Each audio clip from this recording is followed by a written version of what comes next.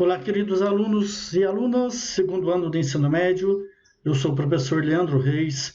Vou trazer com vocês a resolução das atividades dessa semana. Temos como tema posicionamento dos sofistas e de Sócrates. Então, iniciando aí o PET 3, eu vou ler com vocês o primeiro parágrafo do PET de vocês para a gente fazer uma introdução. Vamos lá. Então, nós até aqui, nós percebemos, vocês, alunos, perceberam como a filosofia tem a missão de tornar verdadeira e real a busca pela verdade e pela felicidade. Então, essa busca pela felicidade, pela verdade, ela nos estimula a questionar o mundo, a desenvolver um pensamento crítico, a refletir sobre o mundo e sobre a nossa existência, a duvidar de todo o pensamento imposto e eliminar nossos preconceitos perante o outro. Muitos são os benefícios que ela nos proporciona para o nosso crescimento e para o alcance da sabedoria em todos os setores da nossa vida. Então, a filosofia, ela oferece uma amplitude para a reflexão do nosso agir humano. Então, dando sequência, nós vamos dar continuidade à nossa busca pelo conhecimento, à nossa busca pela verdade, tendo como premissa a humildade de reconhecer que nada sabemos e que nossa busca por explicações e respostas é constante. Também não vamos esquecer que há coisas que são inexplicáveis, para as quais possivelmente nunca teremos respostas, e que temos muito para aprender e para ensinar. Somos eternos alunos e professores no palco da vida. Então, essa é a introdução do PET de vocês. E realmente aqui fala que nós nunca sabemos tudo, que nós sempre estamos em constante busca de aprendizado, em constante busca de respostas. E que nessa vida nós somos professores e nós somos alunos. Eu ensino e eu aprendo. Todos nós ensinamos e todos nós aprendemos alguma coisa. Certo? Então vamos lá? Sofistas, os mestres da argumentação. Então, sofistas foram os filósofos posteriores ali ao período da natureza, ao período pré-socrático. Quem eram sofistas? O que é sofistas? Então, sofistas foi um período caracterizado pelo interesse no próprio homem e nas relações políticas do homem com a sociedade. Então, os pré-socráticos, o período cosmogônico, ele tinha interesses baseados na natureza. Todas as respostas deles eram encontradas na natureza, tanto que eles buscavam o elemento primordial de todas as coisas na natureza. Essa nova fase, ela foi marcada pelos sofistas. Em uma época de lutas políticas e intensos conflitos de opiniões nas assembleias democráticas, os cidadãos sentiam necessidade de aprender a arte de argumentar em público. Então, naquela época, começava a surgir a democracia grega, onde as pessoas se reuniam nas praças públicas das cidades para debater ideias, para discutir opiniões. Então, ali era necessário ter a arte, saber a arte da argumentação. Então, os sofistas eram professores viajantes que vendiam ensinamentos práticos de filosofia. Então, eles eram professores viajantes, ou seja, eles iam de cidade em cidade, viajavam de uma cidade para outra, chegavam nas praças públicas das cidades, onde as pessoas estavam reunidas, e ali eles ensinavam a arte da argumentação, da habilidade retórica, do conhecimento de doutrinas divergentes. Só que eles cobravam para isso. Eles não davam esse ensinamento de graça. Então, qual era o principal ponto? Eles usavam raciocínios e concepções utilizados na arte de convencer pessoas, que favoreceram o surgimento de concepções filosóficas relativistas. Ou seja, não existia uma verdade absoluta. Então, a verdade ela era relativa de acordo com o que cada pessoa buscava naquele momento. Então, etimologicamente, o termo sofista significa sábio. Entretanto, com o decorrer do tempo, os sofistas ganhou o sentido de impostor, por ser a sofística, ou seja, a arte dos sofistas, apenas uma virtude viciosa do espírito, uma arte de manipular raciocínios, de produzir o falso, de iludir os ouvintes e sem buscar amor pela verdade. Então, esses foram os pontos principais que fizeram com que os Sócrates criticassem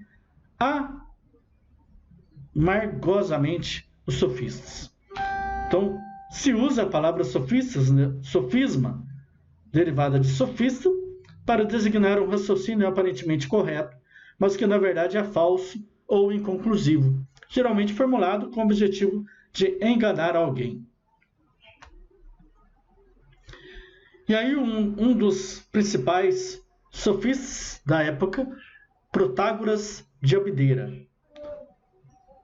é considerado o primeiro e um dos mais importantes sofistas, ensinou por muito tempo em Atenas, tendo como princípio básico a ideia de que o homem é a medida de tudo que existe, o homem é a medida de todas as coisas. Ou seja, conforme essa concepção, todas as coisas são relativas às disposições do homem, portanto, não haveria verdades absolutas. Então, essa filosofia de Protágoras, né, ela sofreu críticas por dar margem ao grande subjetivismo. Ou seja, tal coisa é verdadeira se para mim parece ser verdadeira. Qualquer tese poderia ser encarada como falsa ou verdadeira, dependendo da ótica de cada um. Então, não existia verdade. Então, tudo era subjetivo. Uma coisa era uma coisa para mim, e aquela mesma coisa poderia ser diferente para outra. Então, o homem é a medida de todas as coisas, daquelas que são, enquanto são, e daquelas que não são, enquanto não são. O outro, Gorgias de Leontini, era também aí um dos grandes oradores da Grécia, aprofundou o subjetivismo relativista de Protágoras, apontou o ceticismo absoluto, ou seja, ela afirmava que nada existia, que se existisse não poderia ser conhecido, e mesmo que fosse conhecido não poderia ser comunicado a ninguém. Um pouco confuso, mas esse era o pensamento de Gorgias de Leontini. Então, esse foram o pensamento dos sofistas. Os sofismas eram arte de convencer alguém para que aquele argumento fosse vencedor nos debates políticos da época. Então, por exemplo, as pessoas se reuniram para debater alguma coisa, para encontrar um consenso entre uma decisão que fosse melhor para a cidade. Então, eu tinha que ter um argumento, eu tinha que ter habilidade de comunicação, habilidade de oratória, para mim expor meu ponto de vista. Então, eu tendo essa arte da oratória, essa arte da argumentação, eu consigo convencer outras pessoas de que a minha ideia, de que a minha tese é a melhor. E assim, a minha ideia, a minha tese vai ser a vencedora. É isso que muitos políticos de hoje, a maioria deles, a maioria dos advogados usam. Eles usam de raciocínios, de argumentos, para convencer outra pessoa. Mesmo que aquela ideia, mesmo que aquele argumento não esteja correto, ele vai fazer o possível para que aquele argumento se torne correto. Ou seja, é a arte da argumentação, a arte da persuasão, a arte da oratória. Certo? Então, seguindo, nós temos o Sócrates de Atenas. Sócrates, um dos mais importantes filósofos da antiguidade e de todos os tempos. Por quê? Ele traz a questão do autoconhecimento, a verdadeira identidade da filosofia. Até então, a filosofia era centrada em coisas externas ao homem. E o Sócrates traz a filosofia para dentro do homem. Então, Sócrates é tradicionalmente considerado, né, um dos mais importantes filósofos, tanto que ele é considerado o marco divisor. Os filósofos que o antecederam são chamados de pré-socráticos, e os filósofos que o sucederam são chamados de pós-socráticos.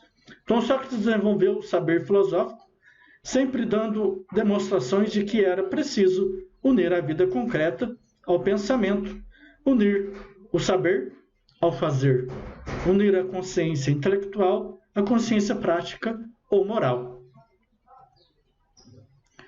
Com isso, o Sócrates abandona a preocupação em explicar a natureza e se concentra na problemática do homem. Então, contrariamente aos sofistas, né, o Sócrates ele opunha-se ao relativismo. O Sócrates debatia e acreditava e buscava a verdade absoluta. Diferentemente dos sofistas, né? Os sofistas não acreditavam na verdade absoluta, o Sócrates sim. Então, Sócrates procurava um fundamento último para as interrogações humanas. O que é o bom, o que é a virtude, o que é a justiça, enquanto os sofistas situavam suas reflexões a partir dos dados empíricos, sem se preocupar com a investigação de uma essência da virtude. Então, a pergunta fundamental de Sócrates, que Sócrates tentava responder, era: o que é a essência do homem? Então, ele respondia dizendo que o homem é a sua alma. A alma seria a razão, o eu consciente, a consciência intelectual, a consciência moral. Isso distinguiria o homem de todos os outros seres da natureza. Então, um dos pontos fundamentais da filosofia socrática é o autoconhecimento. E um dos pontos básicos da filosofia era o conhece-te a ti mesmo. Essa era uma recomendação básica feita por Sócrates aos seus discípulos. Ou seja, nós precisamos nos conhecer, precisamos conhecer nossos limites, precisamos conhecer a nossa essência para depois vivermos em sociedade, vivermos relativamente bem com todos. Então, a sua filosofia era desenvolvida mediante diálogos críticos, chamados de ironia e de maiêutica. A ironia, a arte da pergunta e resposta, a arte do argumento, do contra-argumento, e a maiêutica, a arte de trazer à luz, ou seja, de você buscar respostas dentro de você mesmo.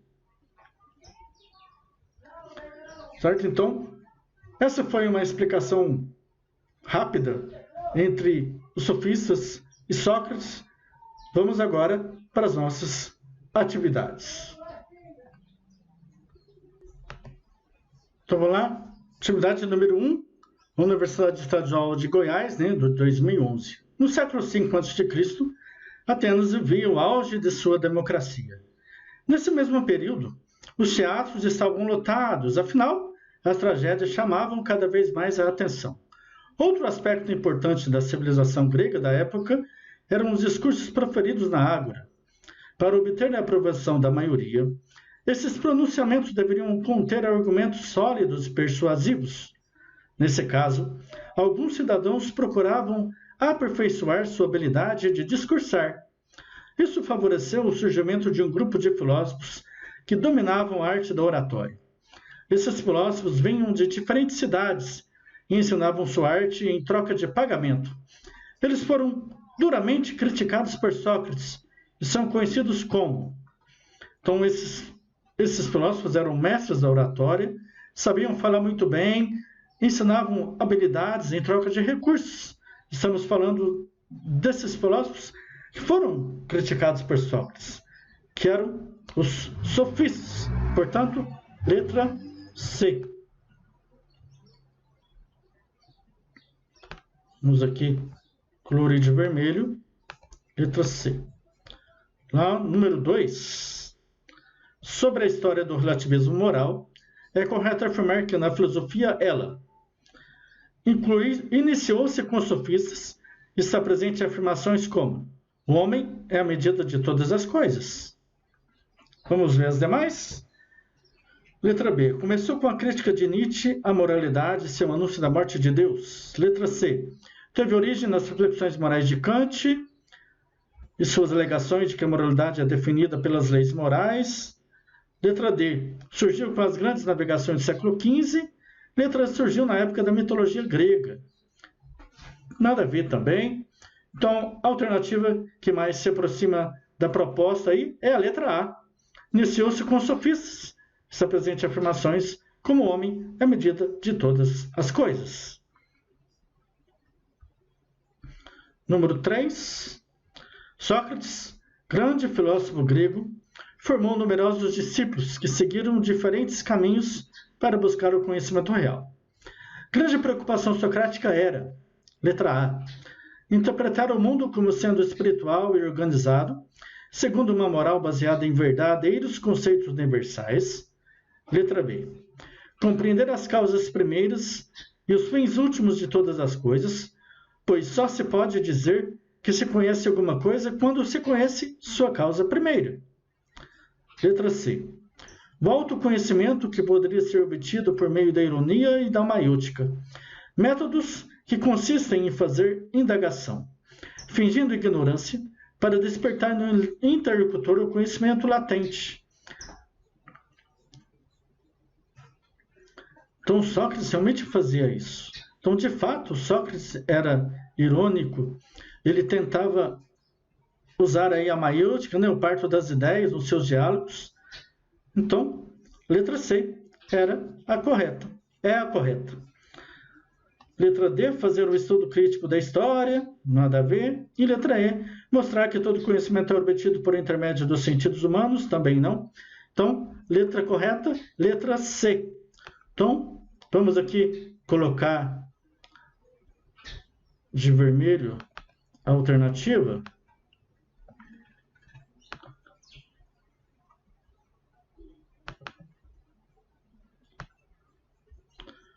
De vermelho também.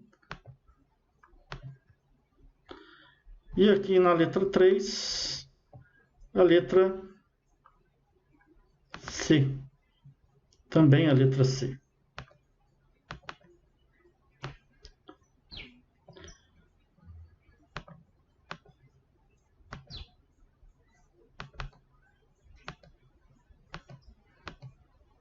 Certo? Então, número 1, letra C. Número 2, letra A. E número 3, letra C. Ok? Então, ficamos por aqui. Muito obrigado. E até a nossa próxima videoaula. Lembrando, qualquer dúvida, estou à disposição de vocês aí nas redes sociais, no nosso grupo de WhatsApp. E só me chamar, estamos aí para ajudá-los, para auxiliá-los no que for possível. Tchau, tchau.